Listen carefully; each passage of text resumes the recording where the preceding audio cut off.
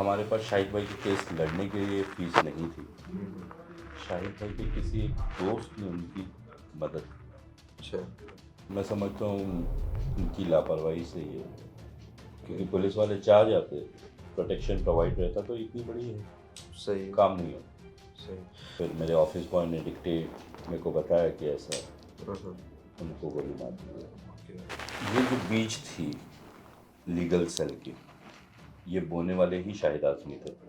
जमीयत को कन्विंस किया कि वो ऐसे कामों में आगे आए, और उसके बाद जाके कहीं ये सिलसिला शुरू शुरू हुआ। हो। जब भाई ने आपको पसीना और खून दिया है सही।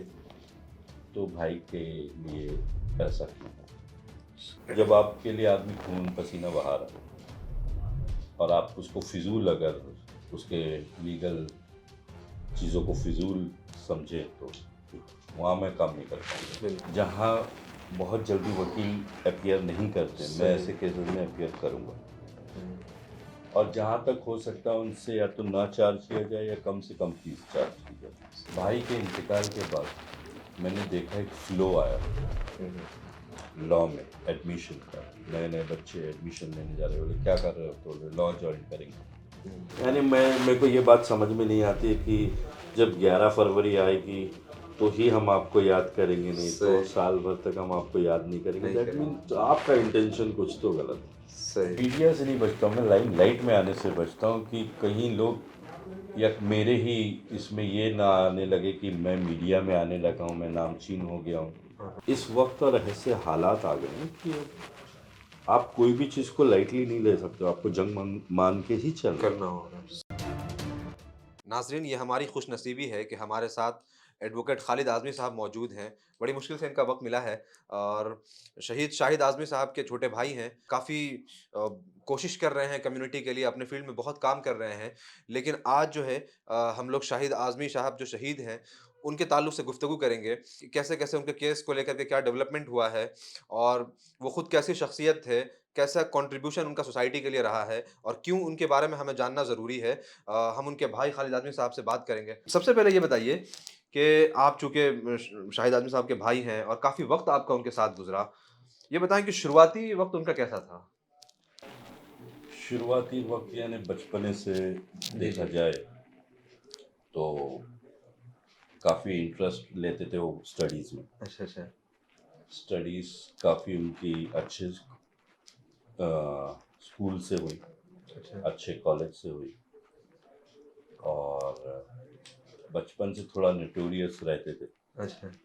मस्ती वगैरह थोड़ी ज़्यादा। लेकिन एजुकेशन का जब मसला आता था तो हाँ, बहुत सीरियस हो जाते, अच्छा, और वो अपनी किताबें भी कहीं बाहर से मंगा के ही पढ़ा करते थे। अच्छा। हाँ, जैसे हाँ। कि वो रेगुलर बुक्स नहीं पढ़ते थे, वो सही। कोई इंटरेस्टिंग बुक लेके आते थे, अच्छा, कहीं से मंगाए थे, और सही। तभी वो मुताला आगे का थे। शौक था। हाँ। अच्छा। अच्छा, ये कि बहुत शुरू में जब वो कम उम्र में थे, तो उनको जो है एक फ़ॉल्स चार्ज के तहत जेल भेज दिया गया, वो क्या मामला था? उस वक्त तकरीबन मेरी उम्र कुछ मैं बहुत छोटा था उस हुँ, वक्त, मैं हुँ। स्कूल जाया करता था, मेरे को याद है। हुँ, तो एक दिन अचानक मैं नींद से उठा सवेरे, और हुँ, हुँ। मुझको ये पता चला कि उनको पुलिस वाले ले गए हैं। हुँ, हुँ। और उसके बाद उस दिन से मैंने उनको दोबारा नहीं देखा। अच्छा, और कभी कभार जेल से, कोर्ट से उनको परमिशन मिलती थी घर पे फ़ोन करने की, तो वो अच्छा। कोर्ट आते थे तो फ़ोन करते थे, और उस वक्त मेजरली उनका फ़ोन मैं ही उठाता था। अच्छा। और वही मेरे से 2 मिनट बात करते थे, हाल चाल लेते और अम्मी से बात करते। हुँ, हुँ। चार्जेस उन पे क्या थे ये तो मेरे को नहीं पता, हाँ, लेकिन हाँ। इतना था कि आफ्टर 5 और 6 years हुँ, ही वॉज बीन रिलीज, सही। और ऑल ऑफ ए सडन वो घर आए। अच्छा, फिर ये कि एक तो ये कि एक फ़ॉल्स चार्ज में जेल में रहे, 7 साल जेल काटा, उसके बाद फिर बाइज़्ज़त रिहा हुए और उसके बाद फिर एडवोकेट बने और जो है लॉ वग़ैरह पढ़ना शुरू किया और बहुत ज़बरदस्त खिदमात की कौम के लिए। तो ये टर्न अराउंड कैसे हुआ? अब जब वो जेल से बाहर आ रहे थे तो हुँ, उन्होंने दिल्ली से ही फ़ोन कर दिया था कि आप मुझको ये कहा था कि आप एक एलएलबी का 3 years कोर्स का फॉर्म लेके आ जाइए, हाँ, हाँ। और एक जर्नलिज्म का फॉर्म लेके आइए। हाँ, हाँ। उन्होंने कॉलेज के नाम भी बताए, और मैंने उन दोनों कॉलेज से जाके फॉर्म वगैरह ला के रख दिया था। सही। जिस दिन वो आए उसके ठीक 2 दिन बाद हम्म। उन्होंने वो फॉर्म फिलअप किए, वहाँ एडमिशन लिया और इनकी स्टडीज़ चालू हो गई। अच्छा। सो जहाँ तक मेरा नज़रिया है कि ये अंदर से ही तैयारी में थे कि मैं बाहर जाके लॉ और जर्नलिज्म पढ़ना है। पढ़ना है। ओके। और काफ़ी मेहनत किया उन्होंने। हम्म। सुबह वो लॉ के कॉलेज जाते थे, हम्म। दोपहर में ये अपने सीनियर के साथ कहीं ऑफिस हम्म। में इन्होंने जॉब भी ले लिया था, सही। और शाम में जर्नलिज्म का कॉलेज उनका था, अच्छा। तो वो भी वो करते थे। अच्छा। उसके बाद उन्होंने जर्नलिज्म में कहीं जॉब भी लिया हुआ था, India.com करके कोई हम्म। कंपनी थी, उसमें जॉब भी करते थे। सही। अच्छा, ये कि बहुत कम वक़्त में कई सारे एक्यूज़ जो थे जिनके उनको छुड़ा लेना, उनको बेल पे निकाल लेना, और फिर ये कि एक ऐसे वक़्त में टेरर एक्यूज़ के केसेस को लड़ना, जब कई सारे बार एसोसिएशन से बाज़ाब्ता से रिज़ॉल्यूशन पास हुआ कि कोई भी जो टेरर एक्यूज़ है उनका केस नहीं लड़ा जाएगा। तो इतना चैलेंजिंग काम था, लेकिन ये जो तमाम केसेस हैं उसमें आ कर के उन्होंने काम किया, इसको आप कैसे देखते हैं? सही, ये जब किसी को बीतती है, सही। क्योंकि वो खुद काफ़ी वक्त उन्होंने जेल में बिताया है, तो उनको पता था क्या क्या परेशानी एक अक्यूज के घर वालों को आती है। सही। वो सब सोचने के बाद हुँ, हुँ। जब ये फील्ड में उतरे, तो उन्होंने पहला अपना जो चीज़ें सेट की वो यही कि ऐसे केसेस में हुँ, हुँ। जहाँ बहुत जल्दी वकील अपीयर नहीं करते, मैं सही। ऐसे केसेस में अपीयर करूँगा, हुँ। और जहाँ तक हो सकता है उनसे या तो ना चार्ज किया जाए या कम से कम फीस चार्ज की जाए। सही। ये उनके दिमाग में ओके। मेरे हिसाब से वो चला, और हुँ। उन्होंने उस पे ही काम किया। अच्छा, ये कि जैसे कि जब हम उनके बारे में पढ़ते हैं तो हमको मालूम होता है, कई सारे बाज़ाब्ते से अपील भी किए हुए थे प्रोटेक्शन के लिए, क्योंकि उन्हें कॉल्स वग़ैरह आती थी और जो है थ्रेटनिंग कॉल्स थे। तो क्या आप लोगों को पहले से ये महसूस होने लगा था कि कुछ खतरा है? इन्होंने जब लॉ कंप्लीट किया और इस फील्ड में आए, तो पहले तो कई पुलिस वालों ने इनको गलत नज़रिए से और गलत बातचीत इनके साथ करते थे, हुँ। क्योंकि ऐसे मामले में अंदर थे। हुँ। उसके बाद इनको 1-2 बार फ़ोन भी आए जिनकी कंप्लेंट इन्होंने की है कुर्ला पुलिस स्टेशन को, ओके। और उसके बाद इनको 1 दिन के लिए प्रोटेक्शन प्रोवाइड की थी, तो 1 दिन के लिए सिर्फ़? 1 दिन के लिए, ओके। और उसके बाद प्रोटेक्शन विथड्रॉ कर ली गई। हुँ, हुँ। इस चीज़ का इस चीज़ को भी कई बार नॉलेज में लाया गया इनसे, सही। पुलिस वालों के, कम हायर अथॉरिटीज़ के, हुँ, हुँ। लेकिन उसके बावजूद उन्होंने इस पे गौर नहीं किया, और ये मैं समझता हूँ उनकी लापरवाही से ही है, ओके। क्योंकि पुलिस वाले चाह जाते, प्रोटेक्शन प्रोवाइड रहता तो इतनी बड़ी है सही है। काम नहीं होता। सही। अच्छा, वो जो इंसिडेंट था उसके बारे में कुछ आप बताएँ। मेरा ख़्याल है आप बहुत कम उम्र के होंगे, बट ये है कि पिछले 3-4 साल से तो आप लगातार उनके साथ काम कर ही रहे थे। तो बहुत नज़दीक से आप जान रहे थे, और ख़ास तौर से उस इंसिडेंट से अगर उनकी वालिदा के बाद सबसे ज़्यादा कोई इम्पैक्ट हुआ होगा तो वो यकीनन आप होंगे। तो वो क्या था वो पूरा मामला? किस तरीके से शाम में खाना खाने के बाद आते हैं? वो क्या थी सारी चीज़ें? उस वक्त मैं तो नहीं था, हुँ। लेकिन जब मैं आया और भाई को हॉस्पिटल लेके जा चुके थे सब, तो मैंने पूछताछ की, तो पता ये चला कि वो ऑफिस से फ़ौरन हुँ, हुँ। कोर्ट से घर आए हुए थे। खाना उन्होंने अम्मी से कहा कि खाना दीजिए, हुँ, अम्मी हुँ। खाना निकाल के लाईं, तब तक हमारा ऑफिस बॉय आ गया था। ऑफिस बॉय ने उनसे कहा कि कोई क्लाइंट आए हैं मिलने के लिए, हुँ, हुँ। तो उसने खाने को वहीं छोड़ रोक कर दिया के। और वो ऑफिस आ गए। ओके। फिर ऑफिस में जो हादसा था वो फिर मेरे ऑफिस बॉय ने मेरे को बताया कि ऐसा हुँ, हुँ। उनको गोली मार दी गई। ओके। अच्छा, उसके बाद फिर ये है कि केस हुआ और उसमें जमीयतुल हिंद का रोल है। शुरू में जैसे कि कई जगह है कि जो जमीयतुल हिंद का जो लीगल सेल था, जो मुस्लिम इस तरह के जो टेरर एक्यूज़ हैं, जो प्रिज़नर्स हैं, उनको छुड़ाने के लिए, उनकी रिहाई के लिए काम करती है। तो ये कहा जाता है, बल्कि एक प्रूव्ड फैक्ट है कि शहीद शाहिद आज़मी के ही कोशिशों से जमीयतुल हिंद ने एक आईटी सेल लीगल सेल बनाया था। तो ये तमाम चीज़ें हैं, ये जो पूरा डेवलपमेंट है, उसको आप कैसे देखते हैं? ये जो बीच थी लीगल सेल की, ये बोने वाले ही शाहिद आज़मी थे, जिन्होंने जमीयत से कई बार जमीयत के लोगों से मीटिंग की, अपनी बातचीत उनके पास रखी, जमीयत को कन्विंस किया कि वो ऐसे कामों में आगे आए, और उसके बाद जाके कहीं ये सिलसिला शुरू हो पाए। उन्होंने जमीयत के लिए कई सारे केसेस देखे, सही। जहाँ जहाँ हो सकता है उन्होंने यही कोशिश की कि जमीयत भी फैले,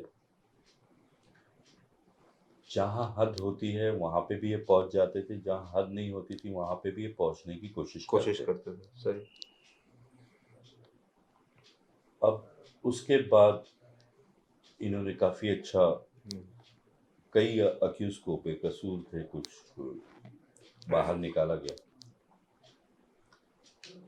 और इनकी मेहनत रंग लाई उस वक्त। सही। अच्छा, फिर ये कि जैसे शहादत हुई उसके बाद जमीयत केस देख रही थी, और टू सर्किल डॉट नेट पे एक बात है, और आप लोग इस बात से नाराज़ भी थे कि जमीयत ने ये कहा कि हम जो है शाहिद आदमी का केस नहीं देखेंगे, ये केस देखना एक फ़ुज़ूल है। तो इसके पीछे का पूरा जो स्टोरी है वो क्या है? आ, शाहिद भाई के इंतकाल के बाद जमीयत उलमा ने मेरे को अपॉइंट किया कि आप हमारे केसेस को आगे बढ़ाएंगे, पहले से भी आप चूँकि सारी चीज़ें जान रहे थे। क्योंकि मैं कुछ फैक्ट्स अच्छे से जानता था कई सही। केसेस के, और मेरा भी लॉ उसी दौर, भाई के इंतकाल से 4 महीने पहले ही मेरा लॉ कंप्लीट हुआ, और भाई के साथ में काफ़ी वक्त से था, तो वो इन चीज़ों से वाकिफ़ थे कि ये लड़का सब करने की कैपेबिलिटी रखता है, या करने या करवाने की। सही। उस दौरान जमीयत ने ये कहा था कि आप हमारे लिए काम करो, तो मैं उनके बाकी सारे केसेस में काम करता रहा, चाहे कहीं पे भी जाना आना हो। लेकिन जमीयत ने मेरे को ये कहा फिर कि हाँ, हम आपके भाई का केस देखेंगे। मैंने उनसे ये भी बात हमारी हुई थी कि हम एक सीनियर काउंसिल वहाँ अपॉइंट करेंगे, और उसके केस को काफ़ी सीरियस तरीके से देखेंगे।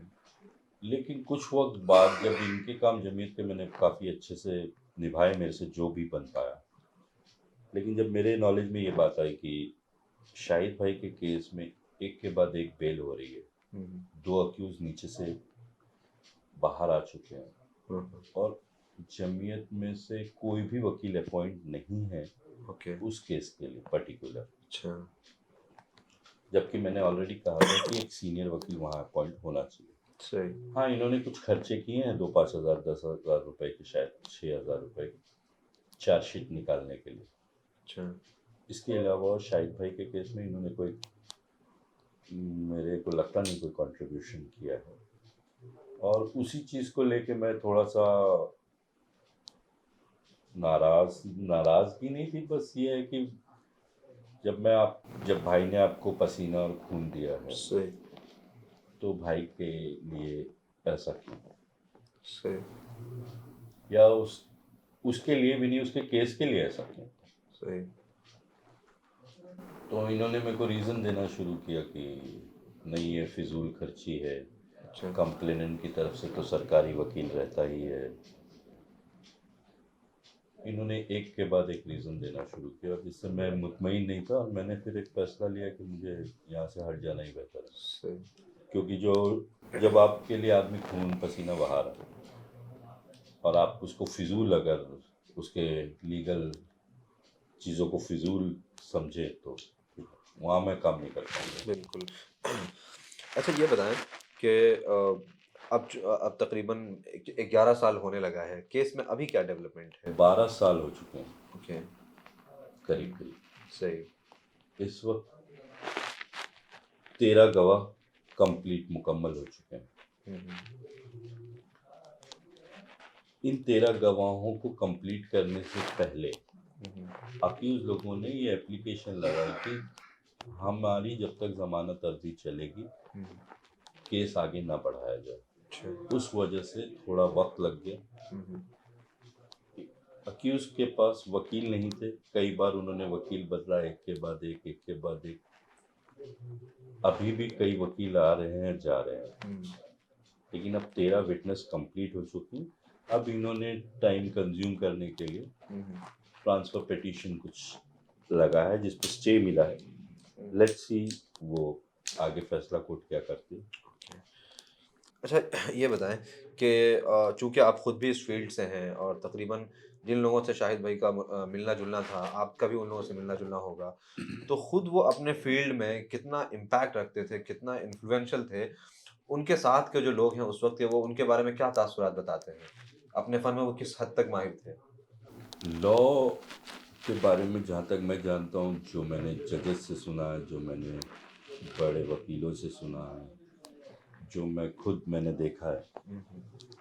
कि लॉ में लोग इनको माना जाता है कि छोटी सी उम्र में सीनियर काउंसिल होने की कैपेबिलिटी और सही, हाई कोर्ट में कैपेसिटी इनको रखता था। मुंबई हाई कोर्ट में काउंसिल मिल जाना।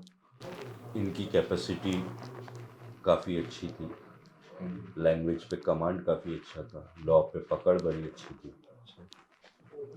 मैंने कई सरकारी वकीलों के इससे सुना है कि इसका भाई बहुत ज़बरदस्त था। मैंने ऑफिसरों के मुँह से सुना, सीनियर ऑफिसर्स जो होते हैं, हाँ, उनसे सुना है कि इसका तो नहीं बता सकते, लेकिन इनके भाई जो थे वो हाँ, हाँ। काफ़ी ज़बरदस्त लड़के थे। अच्छा। उनका लॉ पे कमांड बहुत अच्छा था, लॉ पे पकड़ बड़ी अच्छी थी। हुँ, हुँ। और मैंने भी रहा हूँ तो देखा हूँ, 2-2 बजे तक पढ़ना, रात में ऑफिस में बैठ के 2 बजे रात तक पढ़ना सही, is not an easy task. मैं शायद वैसा ना कर पाऊँ, लेकिन सही। मैंने भाई को देखा है 2-2 बजे तक रात में पढ़ते हुए।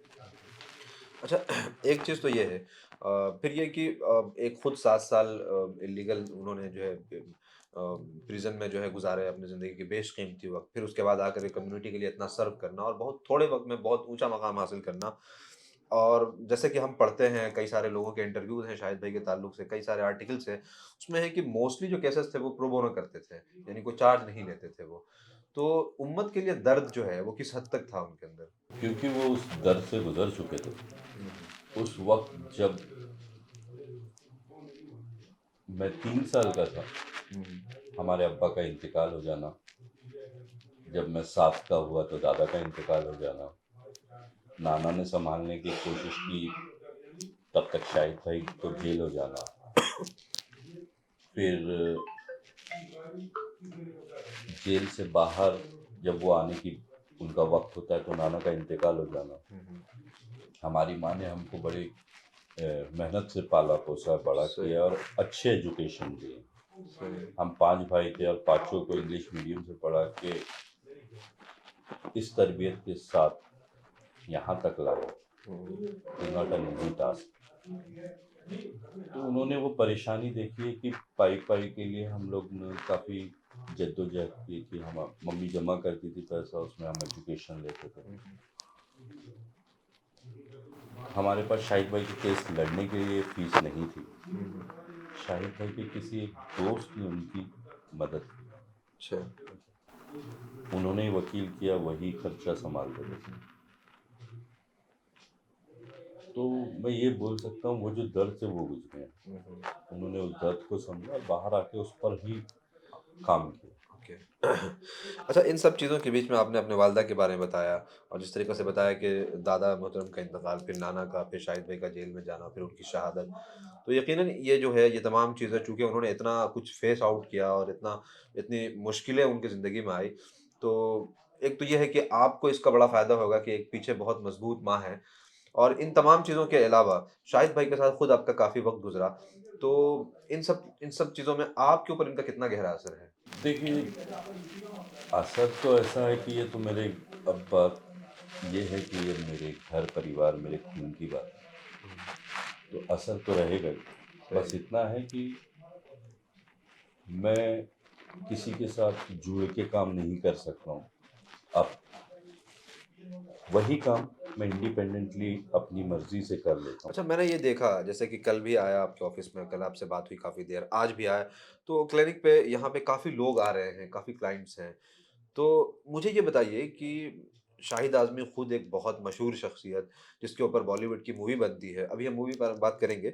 बट ये है कि वो किसी पहचान का मोहताज नहीं है। फिर उसके बाद खालिद आज़मी, शाहिद आज़मी इनको भी किसी पहचान की ज़रूरत नहीं है। लेकिन ऐसी क्या वजह है कि ये लाइमलाइट में नहीं है? क्यों मीडिया से बचते हैं खालिद आज़मी?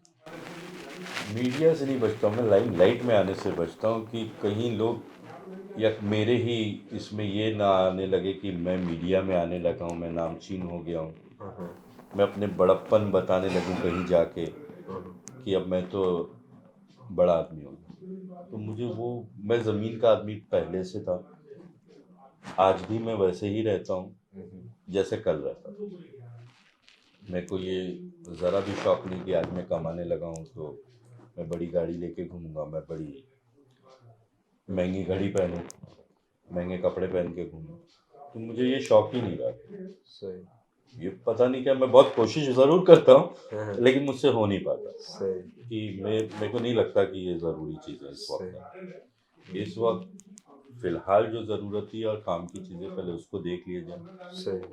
फिर आगे चलता रहे। और मीडिया में आके या किसी चीज़ को अपनी फ़ोटो खिंचवा के मैं क्या साबित करना चाह रहा हूँ कि मैं क्या हूँ? सही। मैं सही। वो बिना उसके भी साबित कर सकता हूँ कि हाँ भाई, मैं एडवोकेट हूँ, मैं अपना काम करना जानता हूँ, मैं कर लेता हूँ। अच्छा, मूवी के ताल्लुक से बताएँ, काफ़ी बेहतरीन मूवी बनी है। हो सकता है कुछ चीज़ों के ऊपर ऑब्जेक्शन हो सकता है, बट ये कि ये जो मूवी का आइडिया था, वो क्या था? और शाहिद भाई को मालूम था कि ऐसा उनके उनके ज़िंदगी के ऊपर कभी मूवी बनने वाली होगी? शाहिद भाई जब जिंदा थे, कई बड़े बड़े डायरेक्टर्स हुँ। इस ऑफिस में अपना वक्त गुजारते थे शाहिद भाई के साथ, 3-3 घंटा, 4-4 घंटा। अच्छा। ऑफिस का ये कैबिन बंद रहता था, इसी में वो 3-3 घंटा, 4-4 घंटा बात किया करते थे। महेश भट्ट साहब थे, चंकी पांडे, हुँ, और भी कई लोग जिनका वक्त यहाँ गुजरा है, जिन्होंने अब शाहिद भाई की स्टोरी पे काम हुँ, हुँ। किया। सही। उस दौरान वो ये शायद नहीं जानते थे कि इनके ऊपर भी एक मूवी बन जाएगी। हुँ, हुँ। इंतकाल के बाद किसी एक शख्स ने फ़ोन किया, मिलने का अपॉइंटमेंट लिया, मुलाकात हुई, बातचीत से अच्छे लगे। हुँ, हुँ। अ, समीर करके राइटर था, हुँ, अच्छा दोस्त काफ़ी बन गया बातचीत बातचीत में। हुँ, हुँ। उन्होंने डायरेक्टर से मुलाकात करवाई, हीरो से मुलाकात कराई, बातचीत हुई, हमको लगा ठीक है, कौन मतलब एक मैसेज दुनिया को मिल जाए। सही। और उस मैसेज के लिए हुँ, हमने इसको अलाउ किया, सही। और किरदार भी उन लोगों ने काफ़ी अच्छे से निभाया। सही। राजकुमार राव वगैरह। और ये हमारा एक मैसेज खाली यही है कि भाई की जो ज़िंदगी थी वो हमने आपके सामने रखी। सही। इससे ज़्यादा और तो कुछ उसमें हमारा इंटेंशन नहीं था, या पर्सनल गेम भी नहीं। सही। अच्छा, अब जैसे कि बहुत सारे जो नए लॉ पढ़ने वाले स्टूडेंट्स हैं, वो अपने आप को शाहिद भाई को अपना मोटिवेशन मानते हैं, और अभी काफ़ी बड़ी तादाद में लोग हैं जो पढ़ना शुरू किया है और काफ़ी बात हो रही है उनके बारे में। हिंदुस्तान में जो बड़े जर्नलिस्ट और एक्टिविस्ट वगैरह हैं, वो इनके ऊपर बात करते हैं।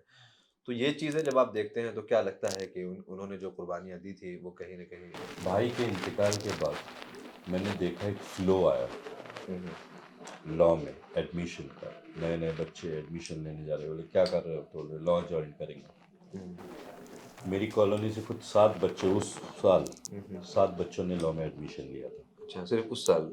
उस साल 7 बच्चे। हुँ, हुँ। उसके बाद ये तादाद बढ़ते जा रही थी। कहीं जहाँ जा रहा हूँ तो वहीं कहीं ना कहीं सुन रहा हूँ कि हुँ, हमारा बेटा भी लॉ कर रहा है या हमारा भाई भी लॉ कर रहा है। हुँ, हुँ।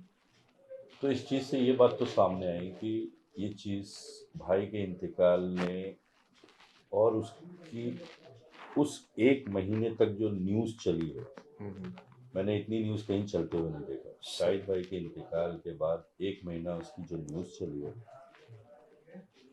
ऊपर से ये जो मूवी ने मैसेज भेजा है, हुँ, इन सारी चीज़ के बाद लोगों का इस फील्ड में हुँ। उतरना बहुत ज़्यादा हुआ। सही। अच्छा, उनकी एक स्पीच है यूट्यूब पे कोई 35 मिनट समथिंग की, और काफ़ी बेहतरीन गुफ्तगू है। एक तो बोलते भी बहुत खूबसूरत थे, खुद भी बहुत खूबसूरत थे। उसमें एक बात है, वो कहते हैं कि ये जंग है और इसको फिर जंग की तरह ही लड़ना चाहिए। तो क्या आप जब ऑफ़िस में बैठते हैं और कोई तामझाम नहीं है, बहुत सिंपल हैं आप, तो आप भी इस डायलॉग को उसी तरह से फ़ील करते हुए बैठते हैं? ये जंग है और उसको जंग की तरह ही लड़ना है। देखिए, अब ज़ाहिर सी बात है, हम कोर्ट में जा रहे हैं और कोर्ट में 2 पक्ष होते हैं। सही।